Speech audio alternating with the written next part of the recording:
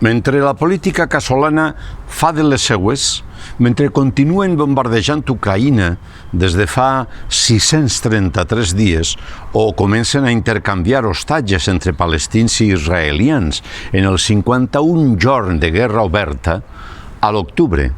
Centre de Cultura Contemporània es va viure ahir un acte de pau, de solidaritat i d'estima.